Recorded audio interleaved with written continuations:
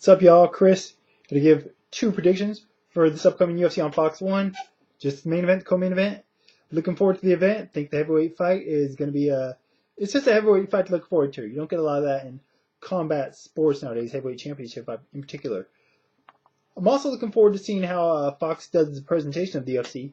I'm hoping, especially coming off the UFC 138's terrible broadcast, that it has a more professional look than what they show on Spike. Not to say I have any problems with the Spike versus or pay-per-view offerings from the UFC, but I just think that Fox will try to put a little bit more polish on the broadcast for new and casual fans. That said, disappointed that the co-main event is not on the televised portion of the card. I understand just in case the main event goes long, goes the full length, could potentially end up taking like 45 minutes with intros and everything else added in between, so they gotta be planned for that. But still, I wish I was seeing it. But either way, it's gonna be on Facebook, so I'm gonna check it out regardless. That fight, of course, being Ben Henderson versus Clay Guida, which should be a loser loses hair match or shaves head match, kind of like in the old school wrestling days. But anyways, Ben Henderson coming off a just dominant, destructive, surprising victory over Jim Miller. Not surprising that he won, but the way that he did it, absolute beatdown. Clay Guida coming off a surprising win himself over Anthony Showtime Pettis. Good win for Guida, not that impressive. I mean, impressive, not that fun to watch. Kind of just took Pettis down and held him down. Didn't do much else with it. Some people would get Pettis to fight. So either way, though, good win for Clay Guida on his resume. As for this fight, gotta favor Ben Henderson. Bigger fighter. I think he's a stronger fighter, more dynamic, more well-rounded.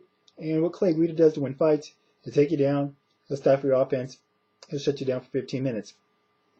Even if he can get Ben Henderson down, which is going to be no easy task, we've seen in his last couple fights against Jim Miller and Mark Bocek, I don't think he's going to be able to hold Ben Henderson down for a majority of the rounds like he's done in the past to other opponents. I think Ben Henderson is the type of fighter that can scramble out, get back to his feet, and once it's there, I think he has a clear advantage over Clay Guida. Ben has a really good guillotine, but unfortunately with all that hair that Clay Guida has, I don't think he's going to be able to sink it on there. So, probably see a distance fight, unless Ben Henderson gets on top, takes Guida down, and could really beat him up and damage him like he did to Jim Miller.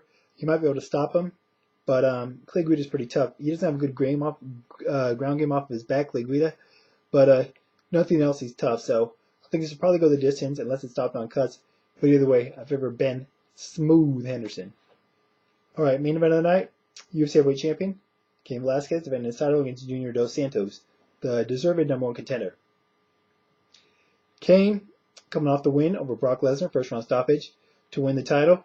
Shane Jr.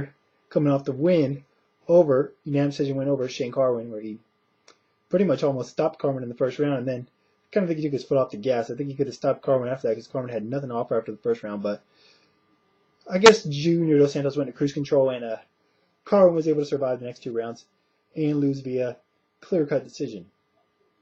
Alright, as for this matchup, it's an intriguing bout.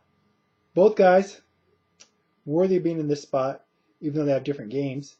Goes without saying that Cain Velasquez has the advantage in the wrestling, but in the wrestling department, and probably the cardio department as well, from what I've been told, or what I've heard. I guess you would say Junior Dos Santos is the better boxer, but Cain Velasquez is a pretty well-rounded boxer himself. We've seen him take out guys standing. Brock Lesnar, I mean, he hurt him standing.